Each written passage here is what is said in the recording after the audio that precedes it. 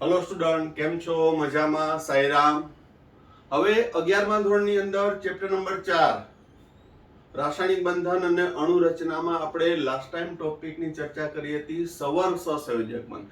સહસંયોજક બંધના પ્રકાર જોયા અને ત્યારબાદ છેલ્લો પોઈન્ટ હતો સવર્ગ સહસંયોજક બંધ, જેના આપણે એક બે એક્ઝામ્પલ લીધા. આજના ટોપિકની અંદર નીચેના અણુના લુઈસ બિંદુ નિરૂપણ દર્શાવો. એટલે કે અહીં સવર્ગ સહસંયોજક બંધના ઉદાહરણ પણ છે, આગળ ક્લિયર થતા જશે. સાથે સાથે આપણે લુઈસ બિંદુ નિરૂપણ કઈ રીતે કરવું એ અંગેની ચર્ચા પણ કરતા જશું. બીજા નંબરમાં કહું કે તમારે રનિંગ 11મા ધોરણની અંદર છે આ ટોપિક છે એ કાઢી નાખ્યા છે. એ કેટલાક ટોપિક કાઢી નાખ્યા છે એની હું અલગથી પીડીએફ તમને મોકલીશ. પરંતુ મેં તમને કીધું કે આપણે બધું છે એ કરવાની જરૂર છે, કારણ કે કોમ્પિટિટિવ એક્ઝામમાં એકેય પોઈન્ટ બાદ નથી. તો દરેક મુદ્દાઓ છે આપણે કરશું કે જેથી આપણો ફંડામેન્ટલ કન્સેપ્ટ છે એ ક્લિયર થાય. બરોબર? તો નીચેના અણુના લુઈસ બિંદુ નિરૂપણ દર્શાવો કે જેમાં સવર્ગ સહસંયોજક બંધ આવતો હશે એ પણ સાથે સાથે સમજાવતો જઈશ. બરોબર? તો next example O3 ozone. O3 અણુ એટલે શું થશે? ઓઝોન. હવે એનું બંધારણ કઈ રીતે થાય તો હું અહીં બે રીતે શીખડાવીશ તમને. O3 ઓક્સિજન છે એની બાહ્યતમ કક્ષામાં 6 ઇલેક્ટ્રોન હોય. 1 2 3 4 5 અને 6. બંને બાજુ ઓક્સિજન જોડી દઉં હું. બંને બાજુ ઓક્સિજન. આ મધ્યસ્થ ઓક્સિજન પરમાણુ થશે, આ સાઇડ એટમ થશે, આ સેન્ટર એટમ થશે, આ સાઇડ એટમ કહેવાય. હવે અહીં ઓક્સિજનની બાહ્યતમ કક્ષામાં 6 ઇલેક્ટ્રોન છે તો અહીં બે બે ઇલેક્ટ્રોનની ભાગીદારી કરે. બે બે ઇલેક્ટ્રોનની ભાગીદારી તો ઓક્સિજનના 2 ને 2 4 ને 2 6 ને 2 8. તો અહીં તો અષ્ટક પૂરું થઈ ગયું. કેનું? Oxygen double bond oxygen, oxygen double bond oxygen. અહીં જો 2 4 6 8 2 4 6 8. તો હવે આ ઓક્સિજન કઈ રીતે જોડાશે? તો આ ઓક્સિજન છે મધ્યસ્થ પરમાણુ, એ ઓક્સિજન ઇલેક્ટ્રોન યુગ્મનું પ્રદાન આ બીજા નંબરના ઓક્સિજનને કરશે. એટલે આને આ ઇલેક્ટ્રોન યુગ્મ સહયારુ આનું અને આનું 1 2 3 4 5 અને 6. તો આનું અષ્ટક પૂરું થઈ ગયું. પરંતુ એ ઇલેક્ટ્રોન યુગ્મનું પ્રદાન કોણે કર્યું? મધ્યસ્થ ઓક્સિજન. એટલે ત્યાં આવશે સવર્ગ સહસંયોજક બંધ. તો હવે અબનકારક ઇલેક્ટ્રોન યુગ્મ ગોઠવો. મધ્યસ્થ ઓક્સિજન પાસે એક અબનકારક, પહેલા નંબરના અને બે નંબર કહું. 1 2 3 4 1 2 3 4 5 અને 6. મધ્યસ્થ પાસે એક અબનકારક, આની પાસે બે અબનકારક અને આની પાસે 3 અબનકારક. સાથે સાથે એક બીજો પોઈન્ટ પણ આપણે ક્લિયર કરતા જઈએ. હવે મેં તમને કીધું કે પહેલા નંબરના ઓક્સિજન અને મધ્યસ્થ ઓક્સિજન વચ્ચે બે બે ઇલેક્ટ્રોનની ભાગીદારી. પણ કોઈ એમ કે સર આ રીતે કર્યો તો બીજા નંબરના ઓક્સિજન સાથે બે બે ઇલેક્ટ્રોનની ભાગીદારી અને પહેલા નંબરના ઓક્સિજન આનો પહેલા નંબરના ઓક્સિજન સાથે સવર્ગ સહસંયોજક બંધ. તો કેવું રહે?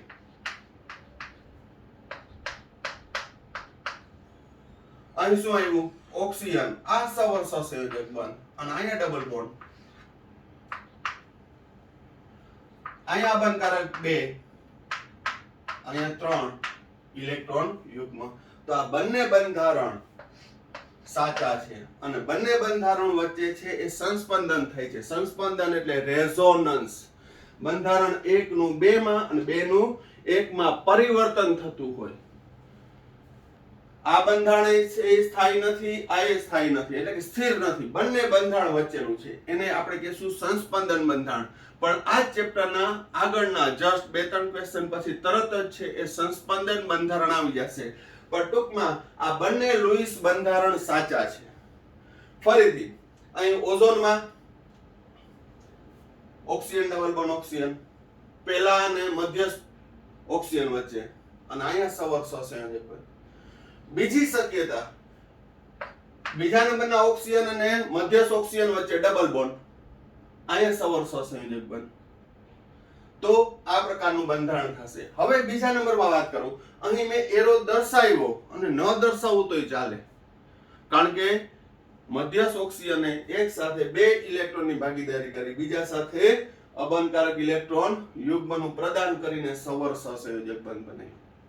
બરોબર, તો આ રીતે ઓઝોનના બંને લુઈસ બંધારણ સાચા છે અને એની વચ્ચે શું થશે? સંસ્પંદન બંધારણ 1 અને બંધારણ 2 વચ્ચે, જે જસ્ટ આગળના ટોપિકમાં આવશે. હવે આ ઓઝોનની આ ઇલેક્ટ્રોન બિંદુ નિરૂપણ બાહ્યતમ કક્ષામાં રહેલા ઇલેક્ટ્રોનની સંખ્યાના આધારે ગોઠવણી કરી. હવે હું તમને બીજી રીત પણ શીખડાવીશ. બરોબર, પહેલા વ્યવસ્થિત રીતે જોઈ લેજો.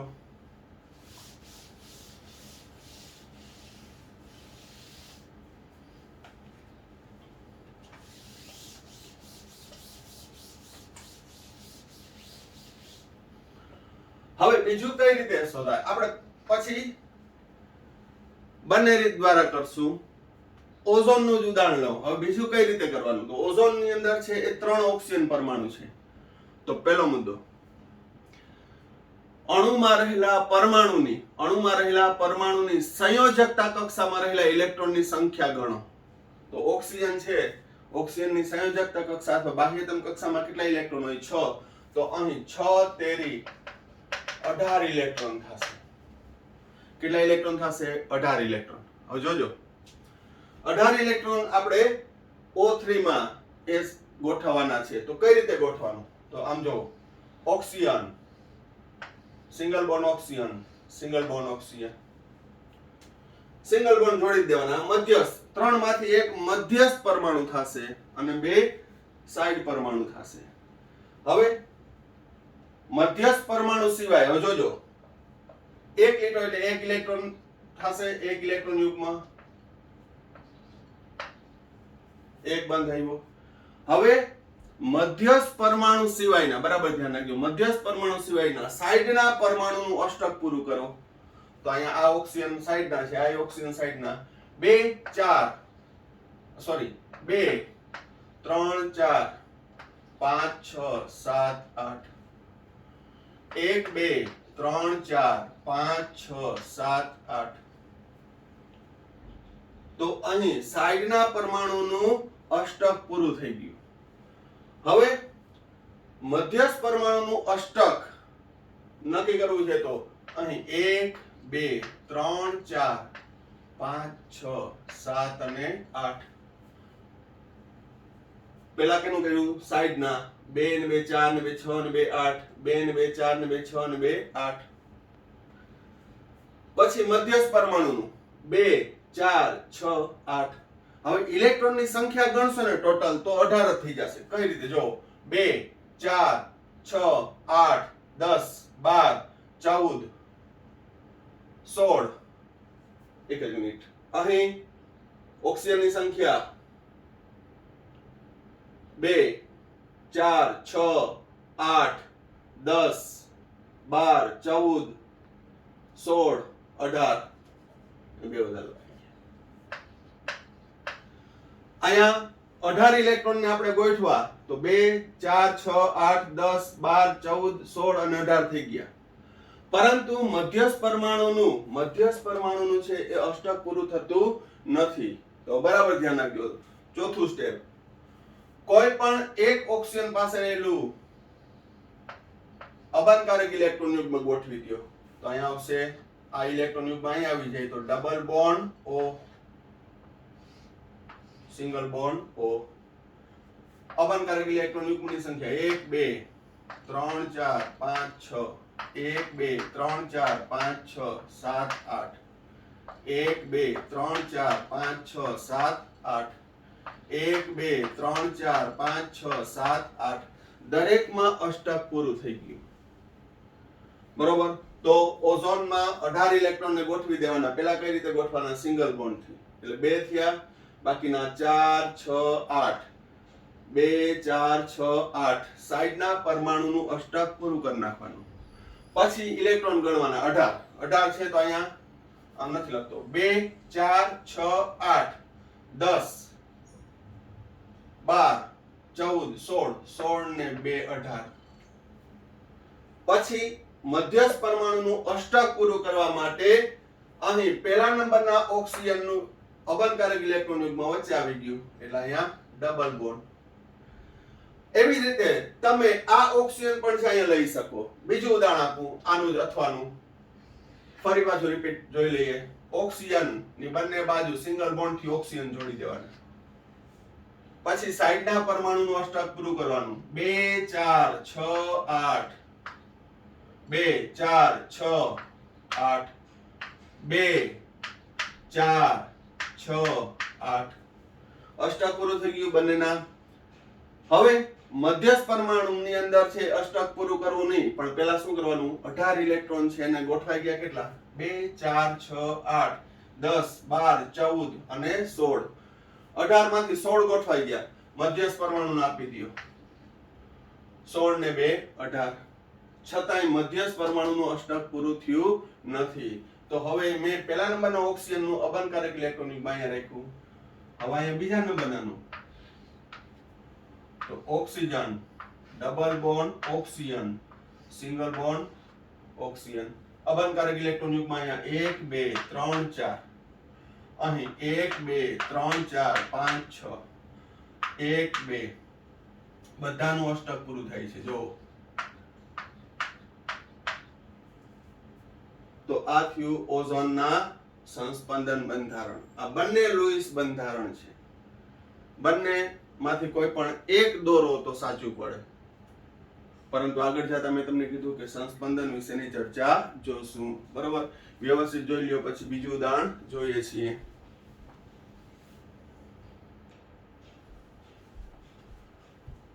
બીજું એક્ઝામ્પલ SO2 સલ્ફર ડાયોક્સાઇડ. હવે સલ્ફર ડાયોક્સાઇડ નું બંધારણ સૂત્ર દર્શાવવું હોય તો કઈ રીતે દર્શાવાય? જો પહેલી રીત, મધ્યસ્થ પરમાણુ છે એ સલ્ફર થશે. SO2 માં મધ્યસ્થ પરમાણુ સલ્ફર કેમ થાય? તો પહેલી રીત કે અહીં સલ્ફર અને ઓક્સિજનમાં ઓછો વિદ્યુત ઋણ હોય મધ્યસ્થ પરમાણુ થશે, સેન્ટર એટમ. SO2 માં જેની વિદ્યુત ઋણતા ઓછી એ મધ્યસ્થ થશે. અને સિમ્પલ ભાષામાં કહું તો કોઈ પણ અણુમાં ઓછા પરમાણુ હોય મધ્યસ્થ પરમાણુ થશે. અપવાદરૂપ હાઇડ્રોજન. અપવાદરૂપ કેવું? હાઇડ્રોજન. તો SO2 હોય તો એમાં ઓછા પરમાણુ સલ્ફર છે તો એ મધ્યસ્થ થશે. એની આજુબાજુ વધુ પરમાણુ ગોઠવાયેલા હોય. બરોબર, આ સિમ્પલ ટ્રીક કહું તો ઓછા પરમાણુ હોય એ મધ્યસ્થ પરમાણુ થશે. અપવાદરૂપ હાઇડ્રોજન. હાઇડ્રોજન ક્યારેય સેન્ટ્રલ એટમ તરીકે વર્તી શકે નહીં, કારણ કે એની એક જ સંયોજકતા છે, એક જ ઇલેક્ટ્રોન છે. બરોબર, તો હવે સલ્ફરની બાહ્યતમ કક્ષામાં કેટલા ઇલેક્ટ્રોન? 1 2 3 4 5 અને 6. બંને બાજુ ઓક્સિજન ગોઠવી દઉં તો અહીં ઓક્સિજન નંબર 1 ઓક્સિજન નંબર 2 અહીં બે ઇલેક્ટ્રોનની ભાગીદારી કરે. તો 1 2 3 4 5 6. તો અહીંયા તો અષ્ટક પૂરું થઈ ગયું બંનેનું. 2 4 6 8. આ ઓક્સિજનનું 2 4 6 8. તો હવે આ ઓક્સિજન પાસે 1 2 3 4 5 6 6 છે, પણ બે ની ભાગીદારી કરે તો અહીંયા 10 ઇલેક્ટ્રોન થઈ જાય. તો અહીં સલ્ફર બીજા ઓક્સિજનને પોતાનું ઇલેક્ટ્રોન યુગ્મ પ્રદાન કરી અને સલ્ફર ઓક્સિજન વચ્ચે સહસંયોજક બંધ બનશે. તો આ ઓક્સિજન પાસે અબનકારક 1 2 3 4 બે ઇલેક્ટ્રોન યુગ્મ, આની પાસે 3 અબનકારક ઇલેક્ટ્રોન યુગ્મ અને મધ્યસ્થ પરમાણુ પાસે 1. હવે અથવા મેં તમને કીધું ઓક્સિજન નંબર 2 સાથે બે ઇલેક્ટ્રોન ની ભાગીદારી કરે.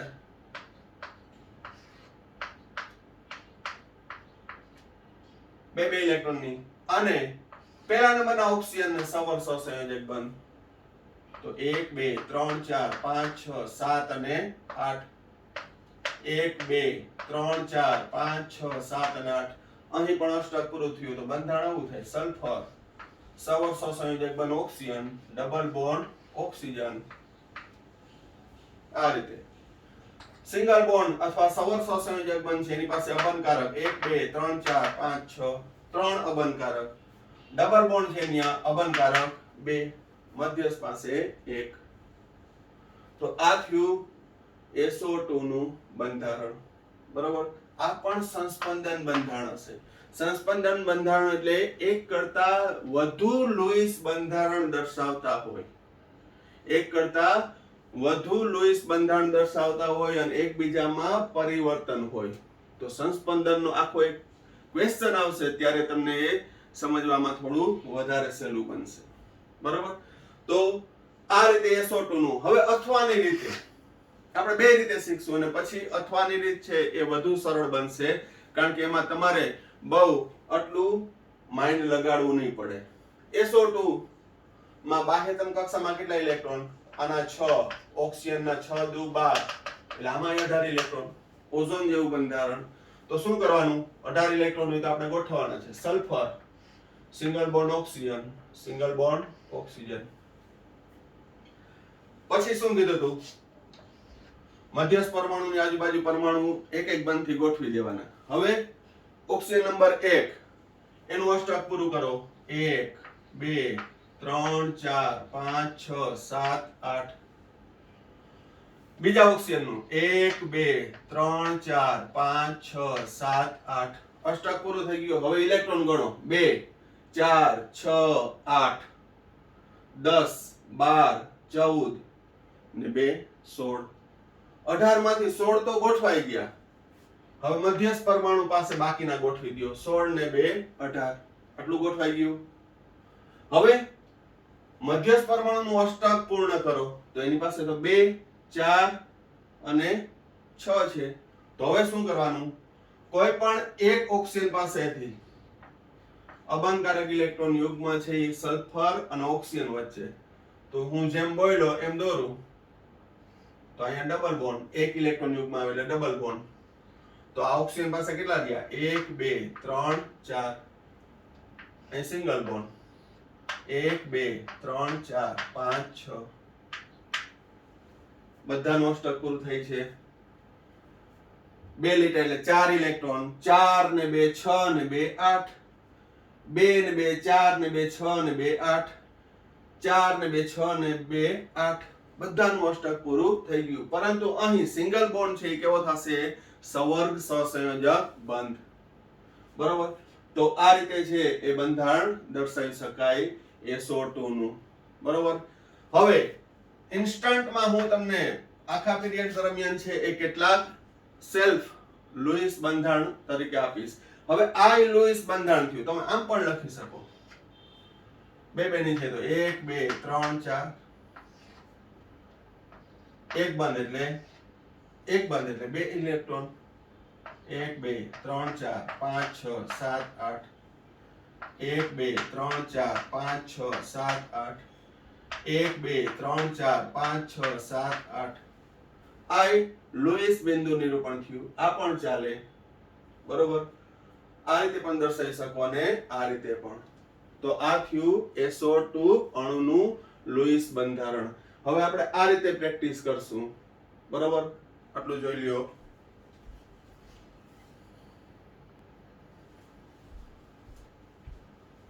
હવે next example HNO3 nitric acid. HNO3 nitric acid. હવે આનું બંધારણ લुईस બંધારણ કઈ રીતે દર્શાવશું? તો આમાં મધ્યસ્થ પરમાણુ કોણ થશે? તો કે નાઇટ્રોજન. HNO3 H+ NO3 -1. એમાં ઓછો વિદ્યુતઋણ નાઇટ્રોજન છે એ મધ્યસ્થ પરમાણુ થશે. હવે આપણે ડાયરેક્ટ બીજી રીત જે મેં તમને કીધી હતી એ જ એપ્લાય કરશું. એ થોડી સરળ બનશે. બાહ્યતમ કક્ષામાં રહેલા ઇલેક્ટ્રોનની સંખ્યા ગણો. હાઇડ્રોજનની બાહ્યતમ કક્ષામાં 1 ઇલેક્ટ્રોન, નાઇટ્રોજનની બાહ્યતમ કક્ષામાં 5 ઇલેક્ટ્રોન, ઓક્સિજનની બાહ્યતમ કક્ષામાં 6. તો એવા 3 ઓક્સિજન છે. 6 તેરી 18. Total 24 electron. કેટલા ઇલેક્ટ્રોન ગોઠવવાના છે? 24.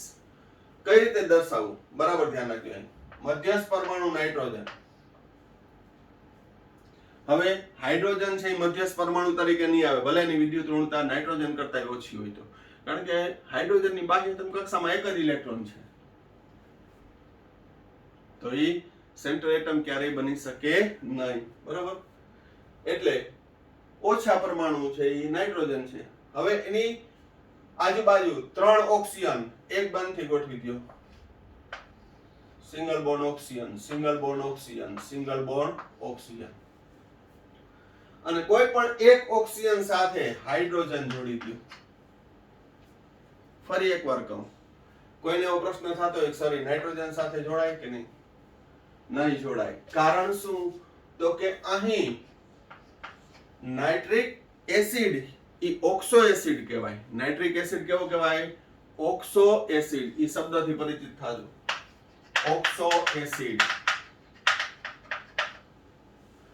આ HNO3 એટલે નાઇટ્રોજનનો ઓક્સો એસિડ કહેવાય. શું કહેવાય? નાઇટ્રોજનનો ઓક્સો એસિડ.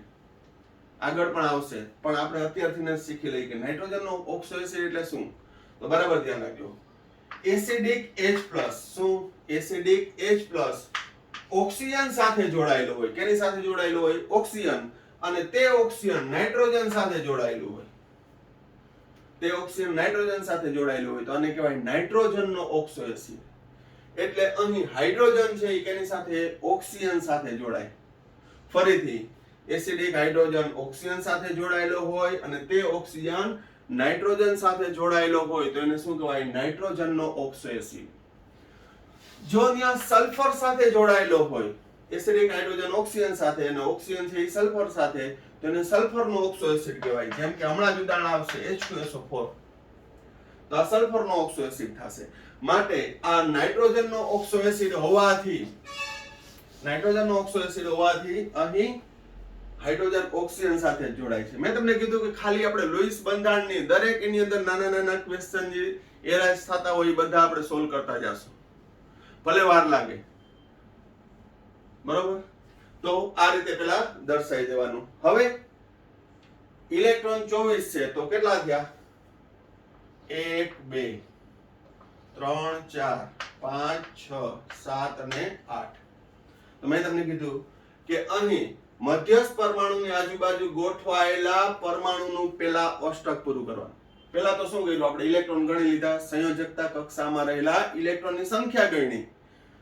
મધ્યસ્થ પરમાણુની આજુબાજુ એને સિંગલ બોન્ડ થી ગોઠવી દીધા. હવે દરેકનું અષ્ટક પૂરું કરવાનું. 2 4 6 8 2 4 6 8 2 4 6 8 બધાનું અષ્ટક પૂરું થઈ ગયું. હાઇડ્રોજનનું દ્વિક પૂરું થઈ ગયું. જો હાઇડ્રોજનનું દ્વિક. આ ઓક્સિજનનું ગણો 2 4 6 8. આ ઓક્સિજનનું ગણો 2 4 6 8. આ ઓક્સિજનનું ગણો 2 4 6 8. બધાનું અષ્ટક પૂરું થઈ ગયું.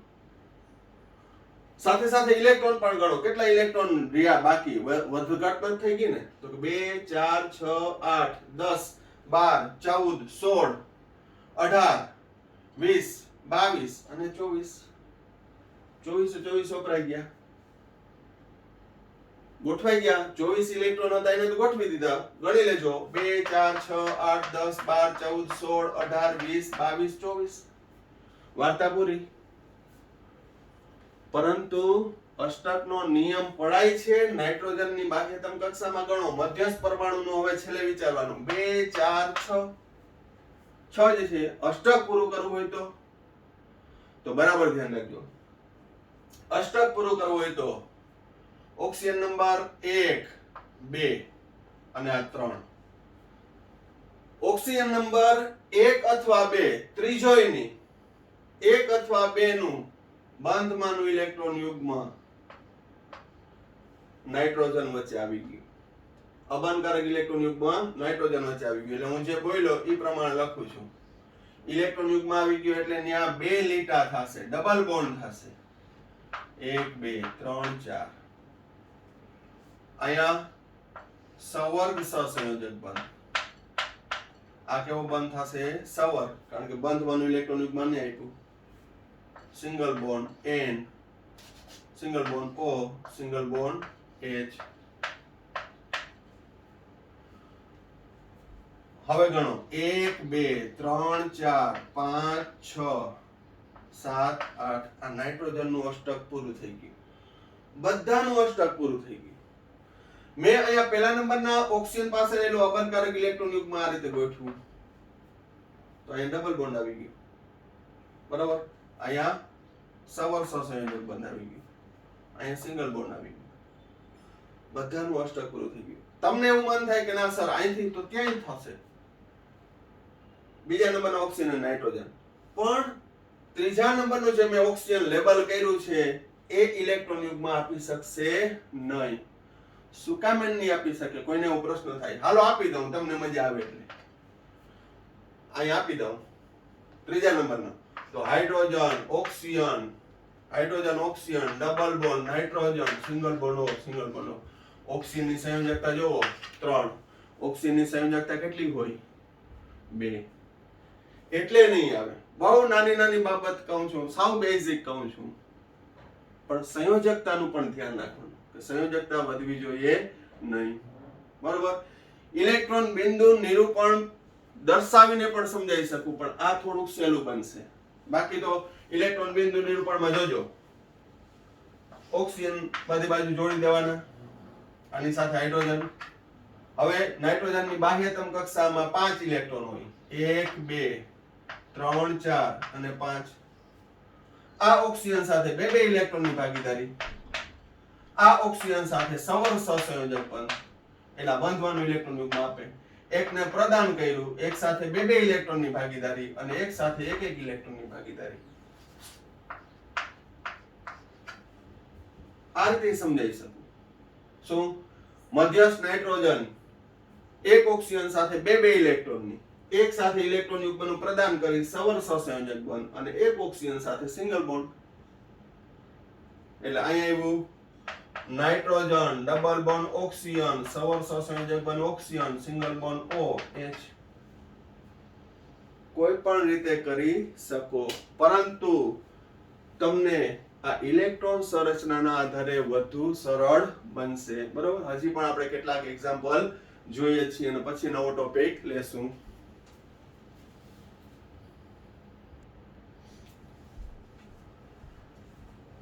Next example H2CO3. H2CO3 carbonic acid. શું છે? Carbonic acid. એમાં મધ્યસ્થ પરમાણુ કાર્બન થશે. મધ્યસ્થ પરમાણુ કેવો થશે? કાર્બન. ઓછો વિદ્યુત ઋણ કાર્બન, એ સેન્ટર એટમ થશે.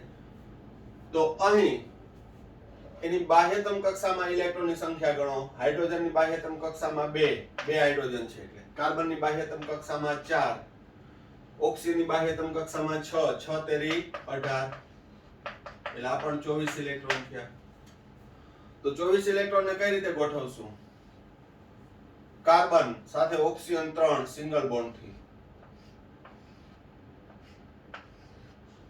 ગમે એક ઓક્સિજન સાથે હાઇડ્રોજન, બીજા ઓક્સિજન સાથે હાઇડ્રોજન, 2 હાઇડ્રોજન છે એટલે બંને ઓક્સિજન સાથે હાઇડ્રોજન જોડવાના. ફરી એકવાર કહું, અહીં આ હાઇડ્રોજન છે એ કાર્બન સાથે જોડાશે નહીં, ઓક્સિજન સાથે જોડશું. તો હવે hydrogen oxygen single bond carbon, કોઈ પણ 3 માંથી 2 ઓક્સિજન સાથે હાઇડ્રોજન જોડી દેવાના. હવે આપણે મધ્યસ્થ પરમાણુની આજુબાજુ જોડાયેલા પરમાણુનું અષ્ટક પૂરું કરવાનું. 2 4 6 8. આ ઓક્સિજનનું અષ્ટક પૂરું થઈ ગયું.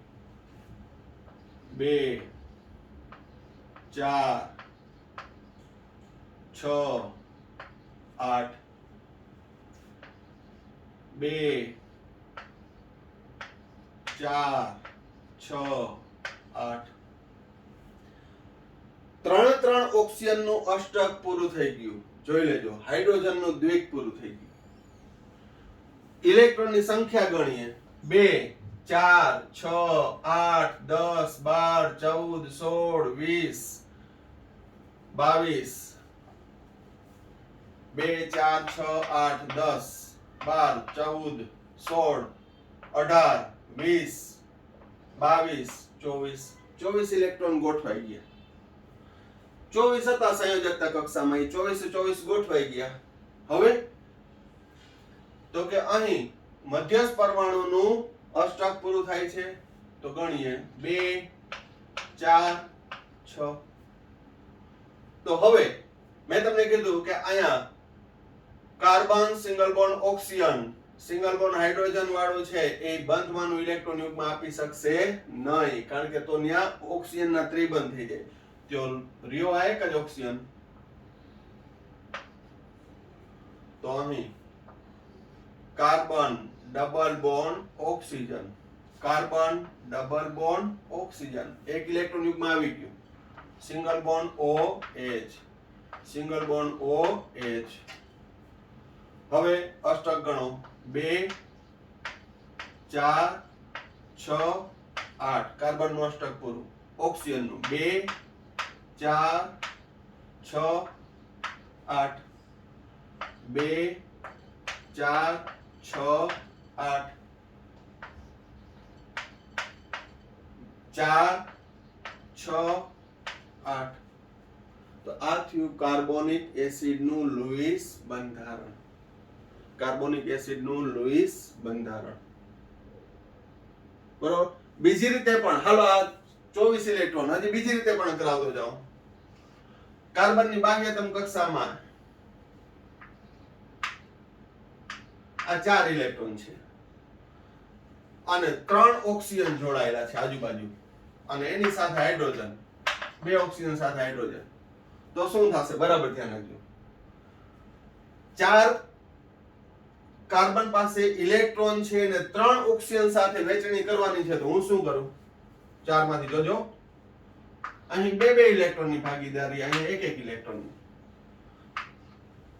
2 ઓક્સિજન સાથે 1 ઇલેક્ટ્રોન ની, 1 ઓક્સિજન સાથે 2 ઇલેક્ટ્રોન ની. તો જોજો 2 ને 2 4 અને 6, 6 ને 2 ભાગીદારીના, અષ્ટક પૂરું થઈ ગયું. આ કાર્બન સાથે 1 ઇલેક્ટ્રોન ની ભાગીદારી, તો ઓક્સિજન 1 2 3 4 5 6, 2 4 6 8.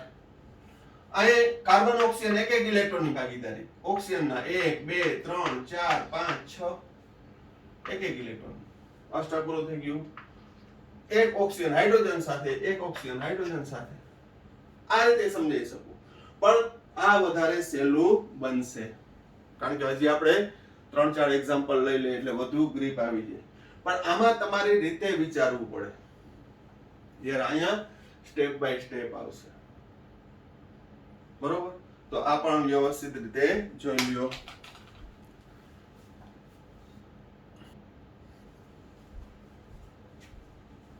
નેક્સ્ટ એક્ઝામ્પલ, HClO4 નું લુઈસ બંધારણ. તો પહેલો સ્ટેપ, અણુમાં રહેલા પરમાણુની સંયોજકતા કક્ષામાં રહેલા ઇલેક્ટ્રોનની સંખ્યા ગણો. હાઇડ્રોજન 1, ક્લોરીનની બાહ્યતમ કક્ષામાં 7 હોય, ઓક્સિજનની બાહ્યતમ કક્ષામાં 6, 6 ચોક 24, ટોટલ મારશો એટલે 32 ઇલેક્ટ્રોન. તો અહીં HClO4 આને કહેવાય પરક્લોરિક એસિડ. પરક્લોરિક એસિડ અણુની અંદર છે એ 32 ઇલેક્ટ્રોન છે સંયોજકતા કક્ષામાં, જેમાં મધ્યસ્થ પરમાણુ છે એ ક્લોરીન છે. મધ્યસ્થ પરમાણુ કોણ છે? ક્લોરીન. તો ક્લોરીન આ રીતે ગોઠવવાનું, એની આજુબાજુ ઓક્સિજન સિંગલ બોન્ડ થી,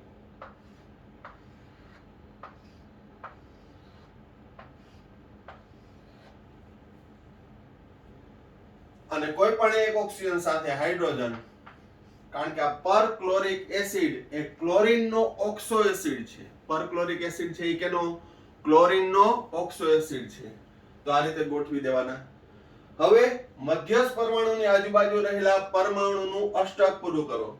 તો અહીંયા 2 ઇલેક્ટ્રોન, 2 4 6 8, 2 4 6 8, 2 4 6 8, 2 4 6 8. હવે અહીં તમે જુઓ ઇલેક્ટ્રોન કેટલા થયા? 2 4 6 8, 10 12 14 16 18 22 24 26 28 30 32 ગોઠવાઈ ગયા. 32 ગોઠવાઈ ગયા. તો 32 ઇલેક્ટ્રોન ગોઠવાઈ ગયા. તો અહીં શું થયું? આ લુઈસ બિંદુનું નિરૂપણમાં hydrogen single bond oxygen single bond chlorine. તો હવે તમે જોશો તો આ 3 ઓક્સિજન પાસે 1 2 3 ઓક્સિજન પાસે અબનકારક કેટલા છે?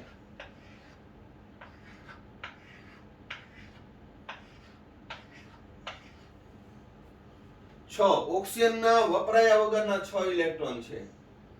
તો આ બંધ કેવો હશે? સવર્ગ સહસંયોજક બંધ. કેવો હશે? સવર્ગ સહસંયોજક બંધ. સવર્ગ સહસંયોજક બંધ. સવર્ગ સહસંયોજક બંધ. આ શોર્ટકટ રીત કે જેમાં બધાનું અષ્ટક પૂરું થાય. ક્લોરીન નું 2 4 6 8 અષ્ટક પૂરું થાય છે. દરેકનું તમે જોઈ લો. આ 32 ઇલેક્ટ્રોનની ગોઠવણી અને કઈ રીતે ગોઠવવા એ ટ્રીક ના આધારે. ફંડામેન્ટલી જોઈએ તો હવે શું થશે જોજો. હવે ઊંધું લાવો. ક્લોરીન ની બાહ્યતમ કક્ષામાં કેટલા ઇલેક્ટ્રોન હોય? 7.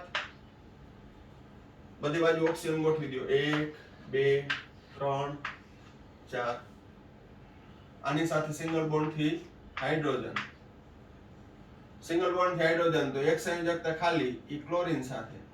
1 2 3 4 5 અને 6. 6 ઓક્સિજન માંથી 6 ઇલેક્ટ્રોન માંથી 1 ઇલેક્ટ્રોન હાઇડ્રોજન સાથે 1 ઇલેક્ટ્રોન ક્લોરીન સાથે. એટલે આ ઓક્સિજન નું અષ્ટક પૂરું થઈ ગયું. આને રહેવા દો. આ ક્લોરીન નું અષ્ટક પૂરું થઈ ગયું. 2 4 6 અને 8 HOCl. 2 4 6 8 2 4 6 8. તો હવે આ બાકીના 3 ઓક્સિજન કઈ રીતે જોડાશે? બાકીના 3 ઓક્સિજન તો કે સવર્ગ સહસંયોજક બનથી 2 4 6 8 2 4 6 8 2 4 6 8 HO સિંગલ બોન્ડ Cl સવર્ગ સહસંયોજક બંધ O સવર્ગ સહસંયોજક બંધ O 3 સવર્ગ સહસંયોજક બંધ 1 સહસંયોજક બંધ. ટૂંકમાં કહીએ તો ઇલેક્ટ્રોન નું નોલેજ હોય તો કોઈ પણ રીતે છે તમે બંધારણ કરી શકો. આ દરેકમાં છે એ અષ્ટકના નિયમનું પાલન થાય છે. સાથે સાથે અહીં સવર્ગ સહસંયોજક બંધ પણ આવે છે. બરોબર. તો હવે આ બંધારણ પણ છે જોઈ લેજો. બંને પ્રેક્ટિસ કરજો તમે બંને રીતે. બરોબર.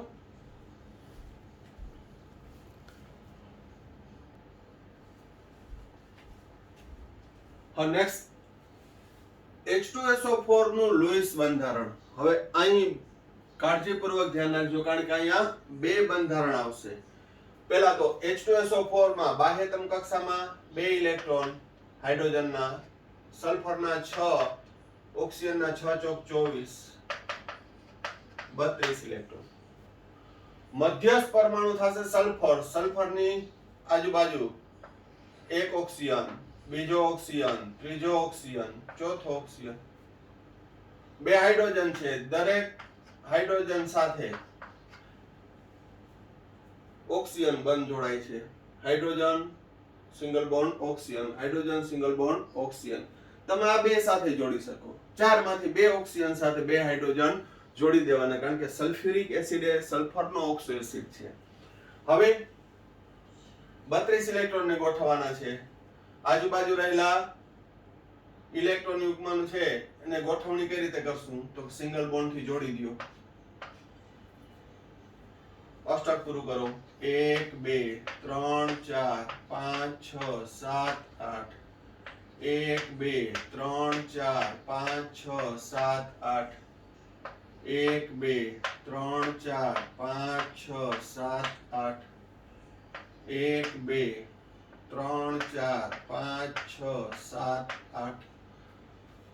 દરેક ઓક્સિજન નું અષ્ટક પૂરું થઈ ગયું. હાઇડ્રોજન નું દ્વિક પૂરું થઈ ગયું. હવે ઇલેક્ટ્રોન ની સંખ્યા ગણો. 2 4 6 8 10 12 14 16 18 20 22 23 24 26 32.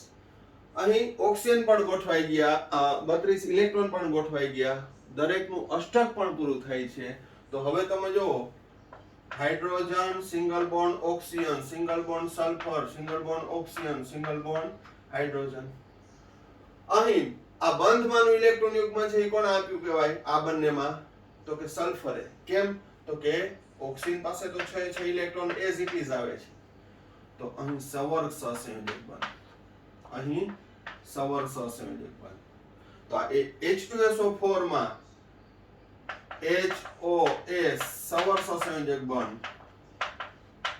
અહીંયા દરેકમાં એનું અષ્ટક પૂરું થાય છે એટલે આ લુઈસ બંધારણ. પરંતુ બરાબર ધ્યાન રાખજો હવે. પરંતુ સલ્ફરે અષ્ટક પૂરું કર્યું છે. સલ્ફરે અષ્ટક પૂરું કર્યું, કોઈ ક્વેશ્ચન જ નથી.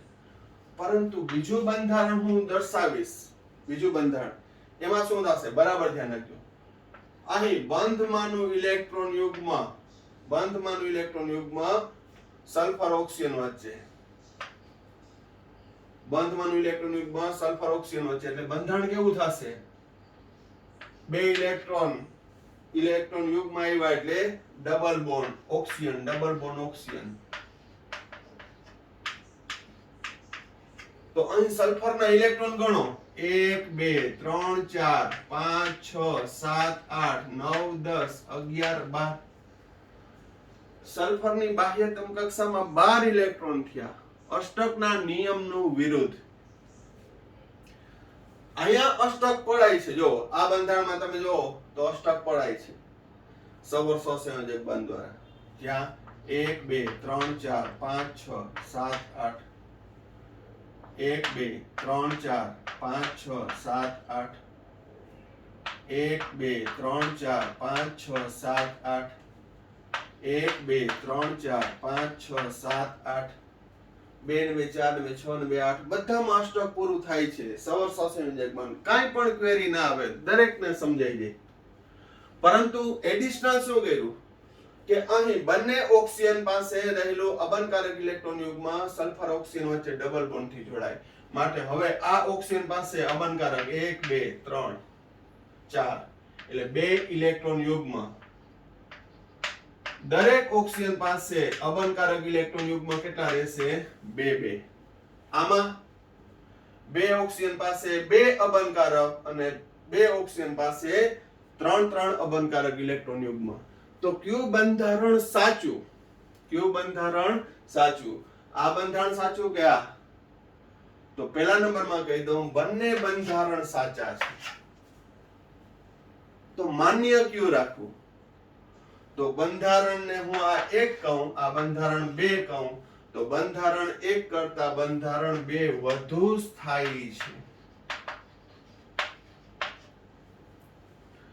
બંધારણ 2 વધુ સ્થાયી છે. તો શા માટે સ્થાયી છે? કઈ રીતે બંધ બને છે? અહીં 12 ઇલેક્ટ્રોન હોવા છતાં શા માટે સ્થાયી છે? આમાં કઈ રીતે એનું બંધ રચાણું હશે? દરેકની ચર્ચા છે હું નેક્સ્ટ પીરિયડમાં કરવાનો છું. આજના પીરિયડમાં ફક્ત વિડિયોની મર્યાદાને ધ્યાનમાં રાખી અને ફક્ત લુઈસ બંધારણ છે એની ચર્ચા કરી. વ્યવસ્થિત તે જોઈ લેજો. કાંઈ પણ ખ્યાલ ના આવે તો પૂછી લેજો. કારણ કે એકદમ સિમ્પલ હતું, પણ છતાં આપણે મેક્સિમમ એક્ઝામ્પલની ટ્રાય કરી અને કર્યા છે. હવે હું તમને આજના ઇન્ટેલિજન્ટ ઓફ ધ ડે માં IW માં કેટલાક લુઈસ બંધારણ આપીશ જે તમારે કરવાના છે. એક SO3, બીજું NO3-1, ત્રીજું CO કાર્બન મોનોક્સાઇડ. આ 3 છે એ હું તમને ઇન્સ્ટન્ટમાં આપું છું. અહીં -1 એટલે 12 થી 1 મેળવું હશે. -1 એટલે શું? 12 થી 1 મેળવું એટલે સંયોજકતા ઇલેક્ટ્રોનની સંખ્યા ગણી. આ રીતે કરતા હોય તો કાળજીપૂર્વક એમાં ઇલેક્ટ્રોનની સંખ્યા ગણજો. ફરી સ્ટેપ કહી દઉં. કોઈ પણ અણુ કે આયનનું તમારે લુઈસ બિંદુ નિરૂપણ દર્શાવવું હોય તો પહેલું સ્ટેપ તો કે એની સંયોજકતા કક્ષામાં રહેલા ઇલેક્ટ્રોનની સંખ્યા ગણો. બીજો સ્ટેપ તો કે ઓછો વિદ્યુત ઋણ હોય અથવા મારી ટ્રીક મુજબ કે ઓછા પરમાણુ હોય એ મધ્યસ્થ પરમાણુ હશે. એકલ પરમાણુ મધ્યસ્થ હશે. અપવાદરૂપ હાઇડ્રોજન. હાઇડ્રોજન એક હોય તો નહીં લેવાનું. એ સિવાય કોઈ પણ બહુ પરમાણુ અણુમાં એકલ પરમાણુ હોય, મધ્યસ્થ પરમાણુ થશે જે ઓછો વિદ્યુત ઋણ હોય, બરોબર. એની આજુબાજુ વધુ વિદ્યુત ઋણ પરમાણુ એક બંધથી ગોઠવી દેવાના, સહસંયોજક એક બંધથી. ત્રીજું સ્ટેપ, મધ્યસ્થ પરમાણુની આજુબાજુ ગોઠવાયેલા પરમાણુની અંદર છે એ અષ્ટક પૂરું કરવા માટે ઇલેક્ટ્રોનના બિંદુ દર્શાવો. એક બંધ એટલે એક ઇલેક્ટ્રોન યુગ્મ. એવી રીતે દરેકનું અષ્ટક પૂરું કરી નાખો. અષ્ટક પૂરું થઈ જાય પછી ઇલેક્ટ્રોન જોવો કે માપસરના થયા છે કે વધ્યા છે, સોરી ઘટ્યા છે, બરોબર. તો કે જે વધારાના ઇલેક્ટ્રોન હોય એ મધ્યસ્થ પરમાણુને આપી દો, અને પછી એનું અષ્ટક પૂરું ના થતું હોય તો આજુબાજુ વધુ વિદ્યુત ઋણ છે એ ઇલેક્ટ્રોન યુગ્મનું પ્રદાન મધ્યસ્થ પરમાણુને કરીને ત્યાં ડબલ બોન્ડ બનાવશે. મેં બધા પ્રકારના એક્ઝામ્પલ આપી દીધા, એટલે મેં આ ઇન્સ્ટન્ટમાં તમને 3 એક્ઝામ્પલ આપ્યા છે. તમને જે રીતે ફાવે બંને રીત મેં શીખવાડી છે એ રીતે છે એ ઇન્સ્ટન્ટમાં મોકલવાના છે, અને કાળજીપૂર્વક તમે આ ગણીને મોકલજો, બરોબર. હવે આપણો પોઈન્ટ અહીંથી એટલો છે કે બંને બંધારણ સાચા છે તો એમાં વધુ સ્થાયી શા માટે છે, જેના જવાબ છે તમને નેક્સ્ટ વિડીયોની અંદર એટલે કાલે જ મળી જશે, બરોબર. અહીંયા સુધીનો આપણે રાખીએ છીએ. Thank you. સાંઈરામ.